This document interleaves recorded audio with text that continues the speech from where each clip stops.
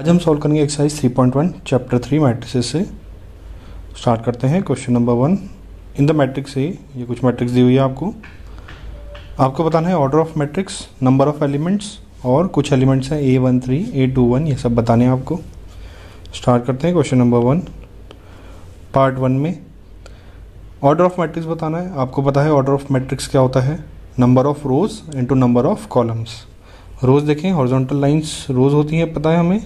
ये रो 1 हो गया, रो 2 और रो 3। कॉलम वर्टिकल लाइंस है, कॉलम 1 ये हो गया, कॉलम 2, कॉलम 3 और कॉलम 4। तो 3 रोज हो गई, 4 कॉलम्स हो गए। तो इसका ऑर्डर क्या हो गया, 3 इंटू 4 का। Second, number of elements. Number of elements का सिंपल फॉर्मूला है number of rows into number of columns. तो ये कितना हो गया, 3 इंटू 4, ये हो गया आपका 12। आपके 12 एलिमेंट्स होंगे इसमें। आपको ये ध्यान रखना है, फर्स्ट पार्ट में ऑर्डर पूछा जाए तो इसको मल्टीप्लाई करके 12 नहीं लिख देना है। 3x4 लिखा है तब भी पता चल पा रहा है आपको कि 3 रोज हैं और 4 कॉलम्स हैं। थर्ड पार्ट,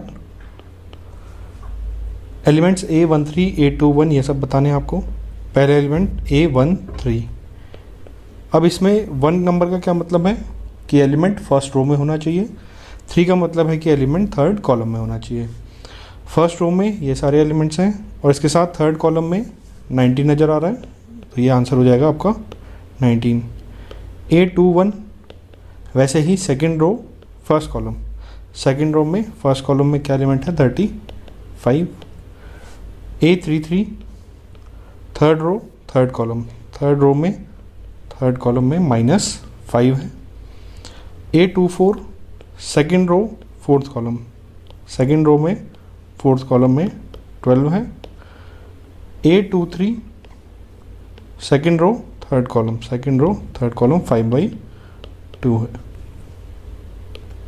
ठीक है, चलते हैं क्वेश्चन नंबर 2 की ओर। If a matrix has 24 elements, what are the possible orders it can have. What if it has 13 elements. मतलब एक मैट्रिक्स में 24 एलिमेंट दिए हुए हैं, उसका क्या क्या ऑर्डर हो सकता है। अब आपको नंबर ऑफ एलिमेंट्स का फॉर्मूला पता है, m into n, number of rows into number of columns कितना है, 24। मतलब आपको ऐसे 2 नेचुरल नंबर्स बताने होंगे रोज और कॉलम्स के, जिनको मल्टीप्लाई करके 24 आ जाए।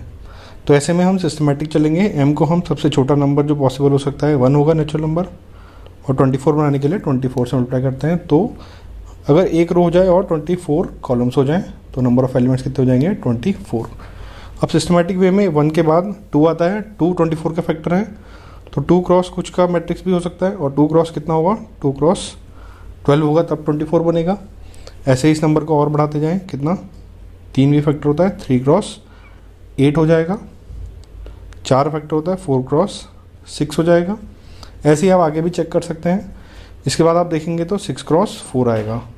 अब ये मैंने यहाँ क्यों लिखा, क्योंकि ये इसी के करस्पॉन्डिंग है। नंबर ऑफ रोज और नंबर ऑफ कॉलम्स को मैंने इंटरचेंज कर दिया, लेकिन मल्टीप्लिकेशन सेम रहा, 24। ऐसे इसके करस्पॉन्डिंग में देख सकता हूँ कितना, 8 क्रॉस 3 का एक मैट्रिक्स आ सकता है। इसके करस्पॉन्डिंग 12 क्रॉस 2 का हो जाए तब भी सेम एलिमेंट्स होंगे, और 24 क्रॉस 1 का हो जाए तब भी 24 एलिमेंट्स ही होंगे इसमें। तो कितने टोटल पॉसिबल ऑर्डर्स हो गए, 8। इसी का second part, what if it has 13 elements. 13 elements मतलब m इंटू एन कितना हो गया, 13। अब मुझे पता है 13 क्या है, प्राइम नंबर है एक। इसको सिर्फ और सिर्फ 2 ही तरीके से लिख सकता हूँ, 1 इंटू 13 और 13 इंटू 1। कितने पॉसिबल ऑर्डर्स हो गए, 2। ठीक है, क्वेश्चन नंबर 3 की ओर चलते हैं। If a matrix has 18 elements, what are the possible orders it can have. What if it has 5 elements. तो 18 एलिमेंट्स हैं, बिल्कुल क्वेश्चन नंबर 2 जैसा ही सवाल है। m इंटू एन कितना हो गया, 18 हो गया। वही 18 के फैक्टर्स लिखने हैं। सबसे पहले 1 इंटू 18 हो सकता है, 2 भी फैक्टर है, 2 इंटू 9 हो जाएगा, 3 फैक्टर है, 3 इंटू 6 हो जाएगा। अब मैं चेक करूँगा तो 6 इंटू 3 भी हो सकता है। इसी के करस्पॉन्डिंग 9 इंटू 2 हो सकता है। इसके करस्पॉन्डिंग 18 इंटू 1 हो सकता है। टोटल कितने आपके, 6 पॉसिबल ऑर्डर्स हो गए। अगला part, 5 elements m into n 5, फिर से 5 के आगे एक प्राइम नंबर आ गया, तो इसको मैं 1 इंटू 5 लिख सकता हूँ या फिर 5 इंटू 1 लिख सकता हूँ। तो 2 पॉसिबल ऑर्डर्स हो गए इसके लिए।